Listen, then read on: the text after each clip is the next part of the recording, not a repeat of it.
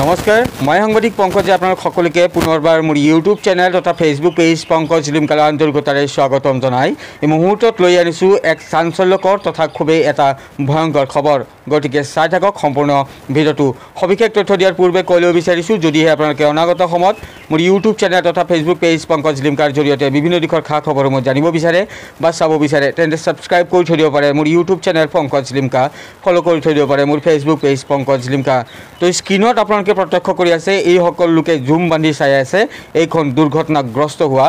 বিলাসী বাহন স্কৰপিঅ আৰু এই 17 নম্বৰ ৰাষ্ট্ৰীয় ঘাইপথত এই স্কৰপিঅ বাহনখন দুৰ্ঘটনাগ্ৰস্ত হোৱা বুলি আপোনালোকে ভুল নুবুজিব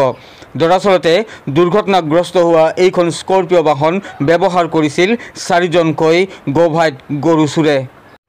আৰু ঘটনাক্ৰমে এনেদৰে দুৰ্ঘটনাগ্ৰস্ত হ'ল 4জনীয়া গোভাইট গৰু চুৰে ব্যৱহাৰ কৰা এইখন স্কৰপিঅ বাহন এই যি ঘটনা সংঘটিত হৈছে গোৱালপাৰা জিলাৰ ধূপধাৰা আৰক্ষী থানাৰ অন্তৰ্গত হাকজুলি গাঁৱত আৰু এই ঘটনাৰ পৰিপ্ৰেক্ষিতত গৰু চুৰ কৰিবলৈ অহা এজন সদস্যৰ মৃত্যু হোৱাৰ বিপৰীতে আন দুজনকৈ সদস্যৰ গুৰুতৰভাৱে আঘাতপ্ৰাপ্ত হৈ ইতিমধ্যে চিকিৎসাধীন হ'বলগীয়া হৈছে আন এজন পলায়ন কৰে আৰু জানিব পৰা মতে গোৱালপাৰা জিলাৰ ধূপধাৰা আৰক্ষী থানাৰ অন্তৰ্গত হাকজুলিত যোৱা নিশা 4জনীয়া গৰু চুৰিৰ দল এটাই এই স্কৰপিঅ বাহনখন লৈ প্ৰৱেশ কৰিছিল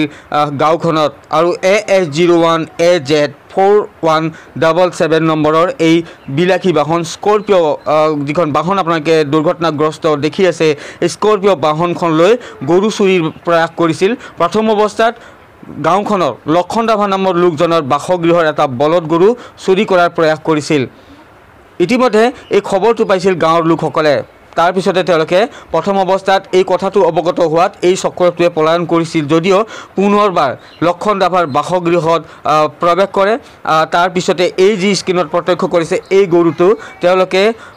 যিখন বাহন লৈ আনিছিল সেই বাহনখনত উঠাবলৈ প্ৰয়াস কৰিছিল আৰু এই কথাটো পূৰ্বৰে পৰা উমান পাই গাঁৱৰ যিসকল লোক আছিল তেওঁলোকে ফোন যোগে যোগাযোগ হৈ সচেতন হৈ আছিল তেওঁলোকে খাপ পিটি আছিল আচলতে আৰু তাৰ পিছতে যেতিয়া এই চক্ৰটোৱে এই গৰুটো আপোনালোকে স্ক্ৰীনত প্ৰত্যক্ষ কৰি থকা ব্যক্তিজন হৈছে লক্ষণ ৰাভা আৰু সেই লক্ষণ ৰাভাৰে হৈছে এই গৰুটো যেতিয়া সেই লোককেইজনে এই গৰুটো গাড়ীত উঠাবলৈ লৈছিল তেতিয়াই চাৰিওদিশে খাপ পিটি থকা ৰাইজৰ লোকসকলে চিঞৰ বাখৰ কৰিছিল আৰু তেনে সময়তে গৰুটো এৰি পলায়ন কৰিছিল আৰু খাপ পিটি থকা ৰাইজে গৰু চুৰি চক্ৰটোক ধৰিবলৈ তেওঁলোকৰ পিছা লৈছিল কিন্তু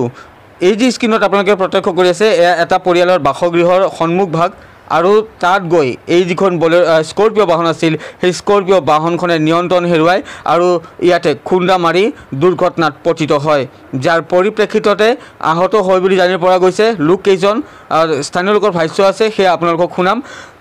লগে লগে দুৰ্ঘটনাগ্ৰস্ত হোৱাৰ লগে লগে আহত অৱস্থাতে বাহনখনৰ পৰা পলায়ন কৰে চোৰকেইটাই পিছত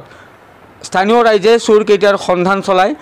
চৌদিশে তেওঁলোকে নিশাৰ ভাগতে বিচাৰ খাচৰ কৰে কিন্তু পুৱতি নিশাৰ ভাগত চোৰকেইজনৰ দুজনক প্ৰথমতে তেওঁলোকে কৰায়ত্ব কৰিবলৈ সক্ষম হয় আৰু তাৰপিছত ৰাতিপুৱাৰ ভাগত আন এজনক তেওঁলোকে কৰায়ত্ব কৰিবলৈ সক্ষম হয়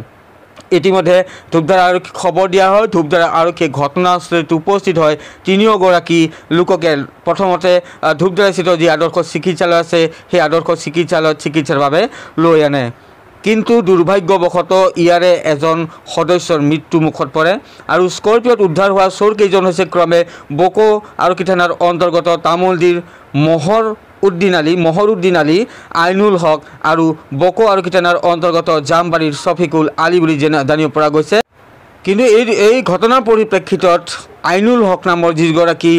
লোক আছিল সেই সদস্য আছিল এজন সেই সদস্যজনে মৃত্যুক সাৱটি ল'বলগীয়া হ'ল ধূপধাৰাস্থিত বিকালী আদৰ্শ চিকিৎসালয়ত চিকিৎসাধীন অৱস্থাত সেই দৃশ্যাংশটো আপোনালোকক দেখুৱাব নোৱাৰোঁ কিছু গাইডলাইন আছে গাইডলাইন অনুসৰি সেই দৃশ্যাংশ আপোনালোকক দেখুৱাব নোৱাৰোঁ কিন্তু খবৰটো মই জনাইছোঁ স্কৰপিঅত উদ্ধাৰ হোৱা গৰু চুৰ কৰিবলৈ অহা লোককেইজন হৈছে বকো আৰক্ষী থানাৰ অন্তৰ্গত তামোলদিৰ মহৰ উদ্দিন আলী আইনুল হক আৰু বকো আৰক্ষী থানাৰ অন্তৰ্গত জামবাৰীৰ শফিকুল আলী আৰু ইয়াৰে শফিকুল আলীৰ ইতিমধ্যে মৃত্যুমুখত পৰিছে ইতিমধ্যে ঘটনাস্থলীত তদন্ত কৰিবলৈ উপস্থিত হৈছে ধূপধাৰা আৰক্ষী থানাৰ ভাৰপ্ৰাপ্ত আৰক্ষী বিষয়াসহ আৰক্ষীৰ এটা দল তো এই মুহূৰ্তত এক চাঞ্চল্যকৰ এক ভয়ংকৰ খবৰটো আপোনালোকক দিলোঁ শুনাব বিচাৰিছোঁ লক্ষণ ৰাভাৰ মন্তব্য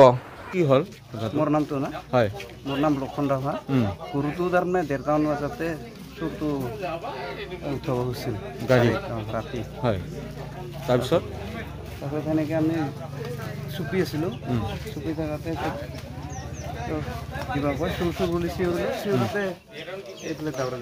গাড়ীখন এক্সিডেণ্ট হৈ কিনে এনেকৈ যেনিবা কি গাড়ী আছিল স্কৰপিঅ' কেইজন আছিল 4জন আছিল এজন ধৰা নাপালোঁ 3জন পাইছোঁ দৌৰাই আমাৰ গাঁওখনৰ নাম হ'ল অম্বু ঘাকজলি আমি তাৰমানে ৰাতি 1:30 মান বজাত এখন স্কৰপিঅ' গাড়ীত গৰু চোৰ আহিছিল তাৰপিছত আমাৰ গাঁৱত আছিল আজি বিয়া আৰু ইফালে ধূপধাৰত আছিল ফাংচন আছিল বিহু ফাংচন তাৰপিছত এনেতে মানে স্কৰপিঅ' গাড়ীত আহি গৰু এটা আমাৰ গাঁৱৰে লক্ষণ ৰাভাৰ স্কৰপিঅ' গাড়ীখনত মানে চোৰকেইটাই উঠাই আছিল উঠাই থাকোঁতে আমাৰ ল'ৰাবিলাকে দেখিলে তাৰপিছত দেখি যেতিয়া তেওঁলোকক ধৰিব যোৱাৰ লগে লগে সিহঁতে গৰুটো এৰি মানে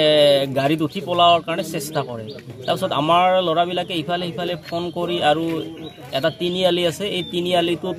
মানে এই পাকাৰ পোষ্ট তাৰপিছত পাথৰ যেনেকৈ আছে সেনেকৈ ৰাস্তাত মানে পাৰাই থৈ দিয়ে ৰাস্তাত দিয়াৰ পিছতো তেওঁলোকে গাড়ীৰে একদম মানে সেইখিনি উফৰাই গাড়ীখন মানে তীব্ৰ বেগেৰে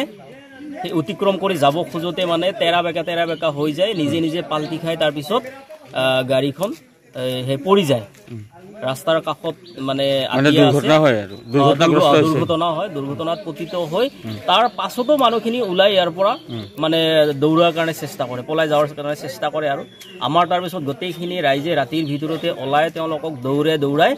মানে প্ৰথমতে দুটা ধৰা পালে তাৰপিছত আকৌ এটা আহি মানে কি হ'ল জানো তেওঁৰ ইফাল ঘূৰি ৰাস্তা বোধহয় তেওঁৰ হেৰি হ'ল ৰাস্তা কেনা লগাৰ পিছত সি আকৌ মানে আমি য'ত আছোঁ দুটাক ধৰিলোঁ সেই জেগাতে তেওঁ আহি পোৱাৰ পিছত আকৌ দৌৰাই মানে তেওঁক আৰু ধৰা হৈছে মানে আৰু দৌৰাৰ পিছত আমি তেওঁক দৌৰাই আকৌ ধৰিলোঁ তাৰপিছত তাৰে এটা কিন্তু দৌৰি পলাই হাৰিছে কিবা কেইজন আছিল 4জন আছিল তাৰে 3টা পালোঁ এটা পলাইছে এতিয়া কি কৰিছে এতিয়া পুলিচৰ মানুহ মাতিলোঁ আমি পুলিচৰ মানুহ মাতি পেলাই আমি থানাক চমজাই দিলোঁ চোৰকেইটা তেওঁলোকে ক'লে জামবাৰী বকো থানাৰ অন্তৰ্গত জামবাৰী তাৰপিছত গাঁওখনৰ নাম কৈছে তামোলদি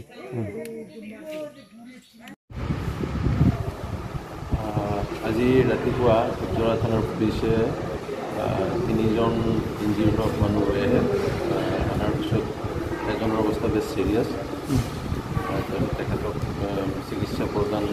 কৰাৰ পিছতেই ডেড হয় বাকী দুজনৰ অৱস্থা গুৰুতৰ আৰু এজনৰ এক্সট্ৰা চিকিৎসা লাগিব তেওঁলোকক প্ৰাথমিক চিকিৎসা দি আমি DMC ডেথ হোৱাটোৰ কি নাম ছাৰ ডেথ হোৱা নাম হ'ল আইনুল হক এজন চিৰিয়াছ হৈ আছে বৰ্তমান এজন চিৰিয়াছ হৈ আছে আৰু এজনে ভিতৰত চিকিৎসা লাগিব আমি চিকিৎসা দিছোঁ আৰু DMC চিৰিয়াছ হোৱাজনক ৰেফাৰ কৰিব সেইজনক ৰেফাৰ কৰিব